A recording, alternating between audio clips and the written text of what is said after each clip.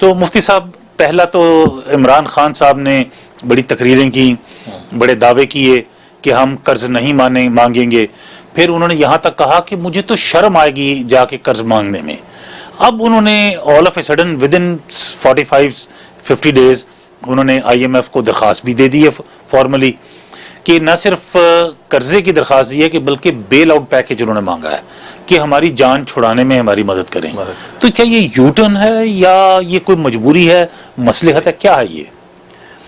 بقیہ ویڈیو دیکھنے سے پہلے ویڈیو کو لائک کریں، راہم ٹی وی چینل کو سبسکرائب کریں اور بیل آئیکن پر کلک کریں. شکریہ. نحمدہ ونصلی علی رسولہ الکریم، اما بعد. سب سے پہلے میں شکریہ ادا کرتا ہوں کہ آپ نے پھر ایک بار انوائٹ کیا اور دو بڑے اہم ٹاپک چوز کیے ہیں.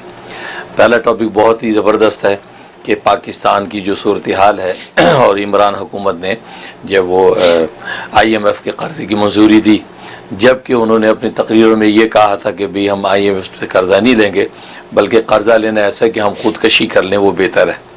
یہ باتیں تھیں. اور ظاہر ہے کہ اب ناقدین کو موقع مل رہا ہے کہ دیکھو جی بات کیا تھی.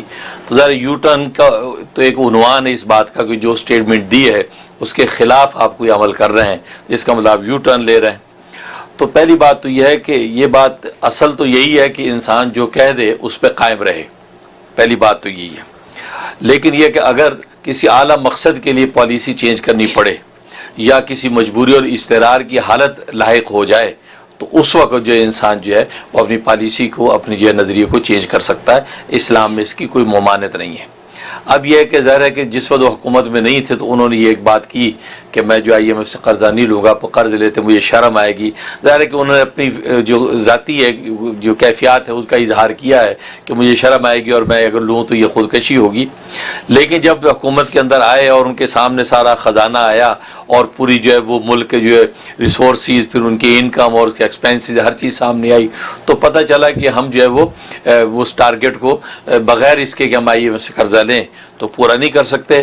ورنہ یہ ملک اس وقت جو بالکل دیوالیے کی طرف چلا جائے گا اور اتنی بڑے اخراجات ہیں کہ جو آئی ایم ایف سے قرضہ لیے بغیر ہو نہیں سکیں گے.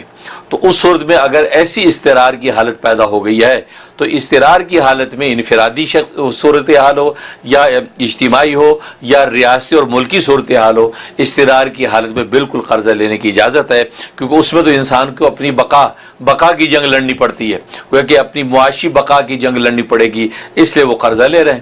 تو اس میں کوئی مذاکرہ نہیں ہے. اور اسی طریقے دوسری دنیا کے ایسے بڑے بڑے حکمران ہیں جیسے ترکی ہے، تو ترکی جو ہے اس کے جو ہے طیب اردگان آج اس بڑی اچھی معاشی صورتحال میں ملک کو لے گیا، لیکن وہ بھی آئی ایم ایف سے قرضے لیتا رہا. سوال یہ کہ آئی ایم ایف سے قرضہ پہلی حکومت بھی لیتی رہی، لیکن لینے کے بعد اس کا استعمال، اس کو یوٹیلائز ایسا کیا جائے کہ سیلف سسٹینر ہو جائے ملک. تو ہو سکتا ہے عمران حکومت جو ہے کوئی ایسا اس کی اسٹریٹجی سامنے رکھے ہوئے ہوں کہ ابھی ہم لے کے اپنے اضطرار کی حالت سے نکلیں، اس کے بعد ہم انشاءاللہ ایسے منصوبے قائم کریں معاشی کہ ملک جو سیلف سسٹین ہو جائے. تو اس میں یہ قرضہ لینا یہ خوش آئند ہوگا اور اس میں کسی قسم کا کوئی شرعی مذاکرہ نہیں ہے.